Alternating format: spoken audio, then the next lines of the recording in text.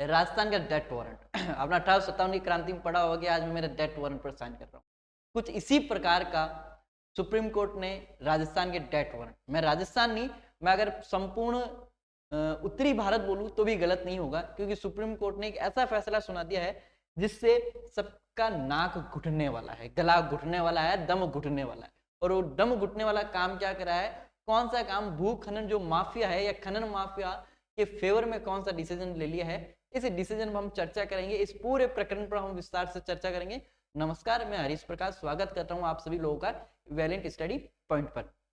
क्या मामला, इस पर हम बात करेंगे। आपको दिख रहा होगा कि राजस्थान का डेथ वारंट जारी हो चुका है अरावली पर्वतमाला से रिगार्डिंग, ये पूरी खबर है। और क्या जो खनन माफिया है, वो खनन माफिया इस पूरे प्रकरण में क्या महत्वपूर्ण भूमिका निभा रहा है, क्या उसने साजिश करी है सुप्रीम कोर्ट के साथ मिलकर। क्यों मैंने कहा है कि खनन माफिया वर्सेस सुप्रीम कोर्ट, या सॉरी खनन mafia plus supreme court versus Rajasthan. और मैं अगर राजस्थान भी कहूं तो ये गलत होगा, उत्तरी भारत है।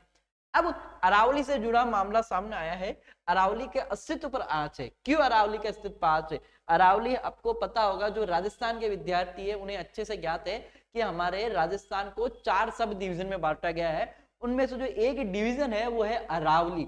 अरावली जो है वो हालांकि गुजरात से प्रारंभ हो रही है और दिल्ली तक जा रही है, परंतु एक बहुत महत्वपूर्ण जो भाग है अरावली का वो हमारे राजस्थान में। और सुप्रीम कोर्ट ने इस प्रकार का एक आदेश जारी कर दिया है जो खनन माफिया के फेवर में हो, परंतु जो राजस्थान वासी है, जो जिससे अरावली की नींव जुड़ी है, मान के चलिए अरावली जीवन रेखा है उन लोगों की, उनके ऊपर क्या आ चुकी है, आंच आ चुकी है। इस प्रकार से भू माफिया, अब देखिए भू माफिया का नाम मैं बार बार क्यों ले रहा हूँ, या यूं कैसे भू माफिया नहीं, सॉरी खनन माफिया, खनन माफिया का नाम मैं बार बार क्यों ले रहा हूँ। तो हम जब मकान बनाते हैं तो उसमें गिट्टी काम आती है, जिसको हम कहीं गिट्टी बोला जाता है, कहीं रोड़ी बोला जाता है। ये जो गिट्टी है, ये जो पहाड़ है, उन पहाड़ों को काट कर, उन पहाड़ों को खोद कर उनमें से निकाली जाती है और गगन जो चूमी जो इमारतें हैं, उन इमारतों का क्या किया जाता है, निर्माण किया जाता है। तो इस निर्माण में जो गिट्टी है, जो रोड़ी है, वो कहां से निकलती है, वो पहाड़ों से निकलती है। और सबसे ज्यादा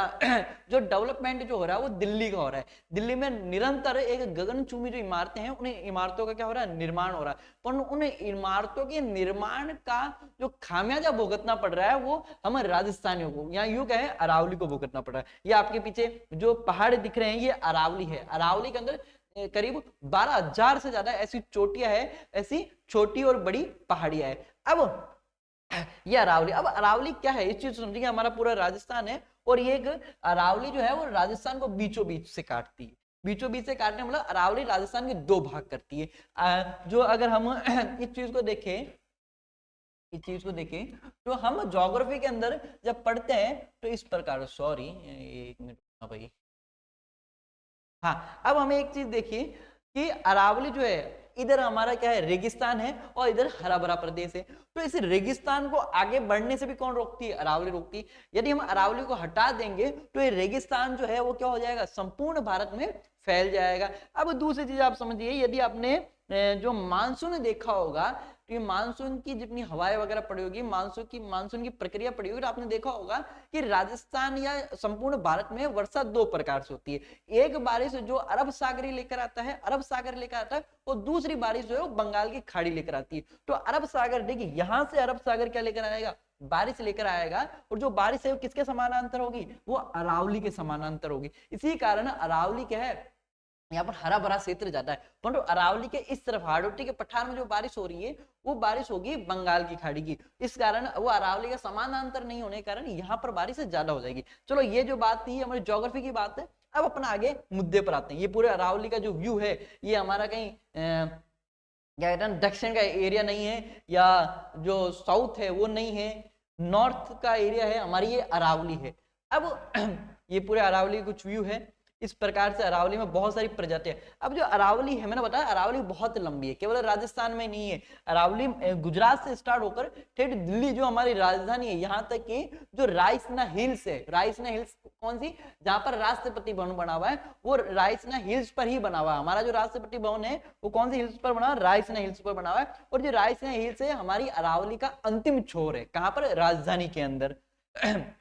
ये राजस्थान हिल्स आप देखा होगा इस प्रकार से फिल्मों में भी, मूवीज में भी, या कभी दिल्ली गए होंगे तो आपने देखा होगा इस प्रकार से एक पहाड़ी के ऊपर गाड़ियां दिखाई देती है। तो ये जो बिल्डिंग दिख रही है आपकी, ये अपनी रायसीना हिल्स है, मतलब अपना राष्ट्रीय उद्यान है। तो भूमाफिया जो है वो क्या करता है, सॉरी खनन माफिया, बार बार भूमाफिया मेरा नाम आ रहा मुंह से, जो खनन माफिया वो क्या करता है, निरंतर इस अरावली का क्या कर रहा है, खनन कर रहा है, और अरावली को क्या कर रहा है, सीमित कर रहा है। अब ये जो प्रकरण है, ये प्रकरण कहां पहुंच गया, ये प्रकरण पहुंचता है अपने सुप्रीम कोर्ट के पास। जब सुप्रीम कोर्ट के पास प्रकरण पहुंचता है तो सुप्रीम कोर्ट इस पे एक ऐसा बयान देती है, एक ऐसा निर्णय सुनाती है जो हो सकता है कि अरावली प्रेमियों के लिए, या यूं कह सकते हैं राजस्थान प्रेमियों के लिए, जो खुलकर सांस लेना चाहते हैं, जो अपनी सांस नहीं घुटाना चाहते इस प्रदूषण वाले वातावरण में, वो इस सुप्रीम कोर्ट के आदेश के क्या हो जाते हैं, अगेंस्ट हो जाते हैं। तो अभी बहुत सारा चल रहा है कि अरावली बचाओ, शेर अरावली।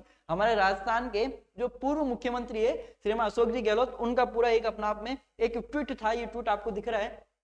अब अरावली मैं बता चुका हूं कि राजस्थान में जो मानसून है इस प्रकार की अलग अलग जो पर्वत श्रृंखला है हमारे राजस्थान में, और यहाँ पर राजस्थान के अंदर क्या है, अरावली है। तो मैं बता, यहाँ से अरब सागर से जो बारिश आएगी वो अरावली के समानांतर होगी, और यहाँ पर क्या एक हरा भरा क्षेत्र बनाती है। परंतु यहाँ से जो बारिश आएगी वो राजस्थान की इस तरफ कोटा, बूंदी, बारा, झालावाड़ जो बेल्ट है यहाँ पर बारिश करती है, और यहाँ पर बहुत ज्यादा पानी वाला एरिया बना देती है। तो हम केवल अरावली की बात करेंगे, जो मैं आपको समझाने की कोशिश कर रहा हूँ। अब देखिए अरावली जो है, हम मुख्य ज्योग्राफी वाले बच्चे, राजस्थान वाले बच्चे अच्छे से जानते हैं, अरावली को हम 3 भागों में बांट के पढ़ते हैं। 3 भागों में कैसे, अब हम कैसे पढ़ते हैं, ये पश्चिम है, ये पूरब है, ये उत्तर है, और ये दक्षिण है। तो देखिए हमारे दक्षिण से अरावली प्रारंभ हो रही है, और होती हुई ये अरावली गुजरात, सॉरी हरियाणा होते हुए कहां जा रही है, दिल्ली तक जा रही है। तो इस अरावली को 3 भागों में बांट रहे हैं। कौन सी अरावली, एक जो हो गई वो हो गई दक्षिण अरावली, जो मध्य में स्थित है वो मध्यम अरावली, और जो उत्तर में स्थित है उसको उत्तरी अरावली कहा जाता है। तो अरावली का अधिकांश जो भाग है वो हमारे कहां पर स्थित है, हमारे राजस्थान में स्थित है। देखिए ये इस प्रकार से अरावली है। अरावली जो है इसमें क्या है कि बहुत सारे खनिज जो है, बहुत सारे खनिज भी पाए जाते हैं, और जो जैव संपदा है वो भी सर्वाधिक कहां पर, अरावली है, जो अरावली है। और हमारी अरावली की विशेषता ये है कि वो हिमालय पर्वत से भी क्या है, बहुत ज्यादा पुरानी है, एक प्राचीन श्रृंखला है ये। अब आगे बात है, ये देखिए अरावली का प्रारंभ जो हो रहा है, कहां से हो रहा है, अरावली पालनपुर से क्या हो रही है, प्रारंभ हो रही है, और दिल्ली के जो रायसीना हिल्स है वहां तक अरावली जा रही है। ये सारी अरावली है, ये अरावली कुछ तस्वीरें। अब क्या है जो मेन अपन मुद्दे पर आते हैं, सर अपन ये पूरी जो एक सेशन है, ये सेशन क्यों ले रहे हैं, हाई कोर्ट ने भू खनन माफिया के फेवर में एक ऐसा नियम दिया है कि 100 फीट से जो ऊंची जो पहाड़ी है, 100 फीट से ऊंची जो पहाड़ी है वही अरावली मानी जाएगी। सॉरी 100 मीटर, फीट नहीं है, सॉरी 100 मीटर से ऊंची जो अरावली है वही क्या मानी जाएगी, पहाड़ी मानी जाएगी, एक अरावली की श्रेणी में काउंट होगी। बाकी सब जो है वो अरावली में काउंट नहीं होगी। अब 100 मीटर का जो दायरा दिया गया है वो कहां से, जैसे अधिकांश जो रेलवे जो मानता है वो समुद्र तल से ऊंचाई मानता है, क्योंकि समग्र क्षेत्र में, समग्र संसार में समुद्र तल क्या है, एक समान है।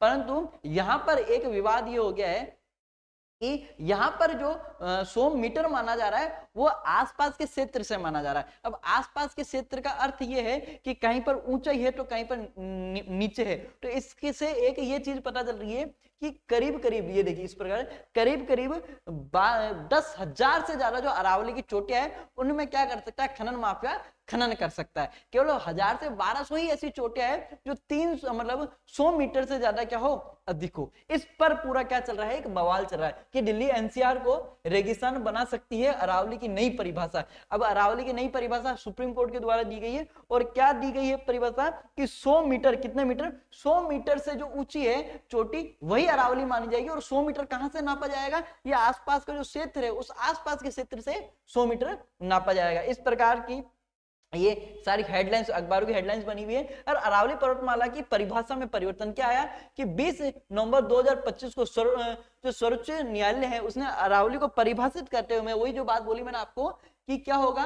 कि आप जो 100 फीट मीटर ऊंची है उसी को क्या माना जाएगा, अरावली माना जाएगा। और एक समिति बनाई गई कि MOECC के नेतृत्व में जो भौगोलिक भू विभाग है ना, भू आकृति विभाग है, उसी के द्वारा ये सारे परिभाषा, मतलब इस प्रकार की परिभाषा अरावली की दी गई है। अब देखिए पर्यावरण, अब अरावली चलो ठीक है, अरावली को हमने हटा भी दिया, भू खनन हो भी गया सर, है ना, विकास के लिए जब विकास हो रहा है तो इस प्रकार छोटी चीजों को नजरअंदाज कर देना चाहिए। ठीक है, हम नजरअंदाज कर देते हैं कि अब अरावली काट लो, परंतु क्या आप ये बताइए कि हम हमेशा मास्क लगाए घूमे? आज दिल्ली की स्थिति क्या है? आप दिल्ली की स्थिति देखिए कि दिल्ली में जो ऑलरेडी जब अरावली ऑलरेडी मौजूद है दिल्ली में, तो इस प्रकार का पॉल्यूशन है, पॉल्यूशन जो रेट है वो इस प्रकार की हो चुकी है, जब अरावली हट जाएगी तो मैं कंफर्म हूं दिल्ली सांस भी नहीं ले पाएगी। जो सुप्रीम कोर्ट में बैठे हुए माननीय जज है, जज साहब, जो चीफ जस्टिस साहब है, आप खुल के सांस भी नहीं ले पाओगे, ये स्थिति हो जाएगी अरावली के। तो हम ये तो नहीं है कि हम हमारे विकास के लिए हमारी जो जड़ें हैं, हम हमारे विकास के लिए हम हमारी जड़ें नहीं काटी जा सकती। हम आप ये कहते हो आपको सांस लेना है, खुलकर सांस लेना है, आप गगनचुंबी इमारतों को बनाना चाहते हो, पर वो गले को पकड़कर हम गगनचुंबी इमारतें नहीं बनाना चाहते। जब आपका गला ही दबाया हुआ होगा तो आप किस प्रकार से सांस ले सकते हो, ये आप खुद सोचिए। ये सारी अब जब अरावली का खनन होगा तो खनन करने जितनी भी जो जैव विविधताएं हैं वो सारी खत्म हो जाएगी, और अरावली ना केवल दिल्ली के हित में जो फैसला आया है ये एक तरफा फैसला है। अब पता नहीं क्या जो खनन माफिया है और जो समिति थी रिपोर्ट समिति, उनकी क्या साठ गांठ रही है, क्या रही है, वो तो भगवान ही जानता है। परंतु इस प्रकार का जो निर्णय है वो एक बड़ा एक दयनीय अपराध मान सकते हैं, क्योंकि आप किसी एक चीज के लिए, एक क्षेत्र में विकास करने के लिए अब हर प्रत्येक 360 एंगल पर आप घूमकर नहीं देखा जा सकता, ये 360 एंगल पर सभी लोगों को नजरअंदाज नहीं किया जा सकता। इससे बहुत सारी चीजें होने लगी। दिल्ली में ऑलरेडी पॉल्यूशन इतना खतरनाक है, अब मैंने बताया था कि जो अरावली है वो रेगिस्तान को बढ़ने से रोक रही है। यदि अरावली को हटा दिया जाएगा तो अरावली से पहले की अभी अरावली उसकी ये स्थिति है, अरावली जैसे ही हटा दी जाएगी उसके बाद मान के चलिए कि समग्र उत्तर भारत क्या हो जाएगा, रेगिस्तान बन जाएगा। और आपको रेगिस्तान में बनने के रहने की क्या डालनी पड़ेगी, आदत डालनी पड़ेगी। क्यों? यदि आप रेगिस्तान में रहने की आदत नहीं डाल सकते तो अरावली को हमें एनी हाउ बचाना है। अब देखिए दिल्ली अरावली जो है वो एनसीआर का फेफड़ा कहा जाता है। क्यों? क्योंकि आज जो दिल्ली सांस ले रहा है ना उसमें अरावली की ही ऑक्सीजन है। अगर आज अरावली को हटा दोगे ना आप तो दिल्ली सांस नहीं ले पाएगा किसी भी हालत के अंदर। ये दिल्ली की आज अरावली होने के बाद भी दिल्ली की ये स्थिति है, तो सोचिए अरावली को हटाने के बाद दिल्ली की क्या स्थिति हो जाएगी। देखिए कितना कोहरा है। अब क्यों भाई, आप पेड़ पौधे हटा दोगे तो आप बारिश कैसे कराओगे? बारिश कराओगे तो जो धूल के कण है, जो मिट्टी के कण है, जो हमारे एनवायरमेंट में घुले हुए हैं, वो किस प्रकार से नीचे बैठेंगे। ये उसी प्रकार से कह सकते हो कि जब कोई सुबह दुकान खोलता है तो अपने दुकान के सामने पानी के छींटे देता है, जिससे जितनी भी जो धूल है वो कण बैठ जावे। अरे भाई साहब, जब अरावली नहीं होगी, पेड़ पौधे नहीं होंगे तो बारिश कहां से होगी? और बारिश नहीं होगी तो ठीक है, मरो फिर इसी प्रकार से, है ना। गैस के सिलेंडर, एक अपने बैग के पीछे गैस के सिलेंडर डाल के घूमते रहना सब जगह। आ जाइए, अब हमारे माननीय सुप्रीम कोर्ट का इस प्रकार का आदेश आ चुका है, और सुप्रीम कोर्ट का आदेश ही हमारे भारत में एक अपना आप में नियम है। अब क्या है, सुप्रीम कोर्ट का इस आदेश को पलटवाना है या आपको बिना अरावली के रहना है, वो आपकी खुद की सोच है। अरावली खत्म होने के कगार पर है, अब किस प्रकार से उसको बचाया जा सकता है वो सब आप लोगों पर डिपेंड करता है। हम सभी राजस्थानियों पे, या तो आप अभी से अपना गला घोट लो कि वजह हम सांस ले ही नहीं सकते, तो ठीक है, बाकी जो हो रहा है उसे सहन करते रहो। बाकी जो है माननीय जो न्यायालय है, न्यायालय का क्या आदेश है, इस प्रकार से सारी 100, मैंने बताया 100 मीटर का जो एरिया है वो 100 मीटर का एरिया ही होगा। क्या ये खनन माफिया की कोई साजिश है? खनन माफिया केवल अपने फायदे के लिए सारा काम कर रहा है। तो ये जो टॉपिक था, दीजिए मुझे इजाजत, मिलते हैं नए टॉपिक में। पर जिस प्रकार से, मैं ये नहीं कहता हूं आपको दंगे करना, नहीं, हमें शांति से, क्योंकि हम भी भारत के एक जिम्मेदार नागरिक है, शांतिपूर्वक, जिस प्रकार से गांधी जी द्वारा विरोध किया गया शांतिपूर्वक, हमें भी शांतिपूर्वक इस आदेश का क्या करना, विरोध करना, और कोशिश करनी है कि हमें कम से कम हमारी सांसें वापस लौटा दी जाए। वरना कोई बात प्रॉब्लम नहीं है। आज इतनी जो एनवायरमेंट पॉल्यूशन है, कल थोड़ा और सही, जहां हमारी जो औसत आयु 60 साल की है, कोई नहीं, हमारी औसत आयु 30 साल की हो जाएगी, क्या फर्क पड़ना, 30 साल की जिंदगी काफी होती है। मिलते हैं नए सेशन में। जय हिंद, जय भारत, जय राजस्थान।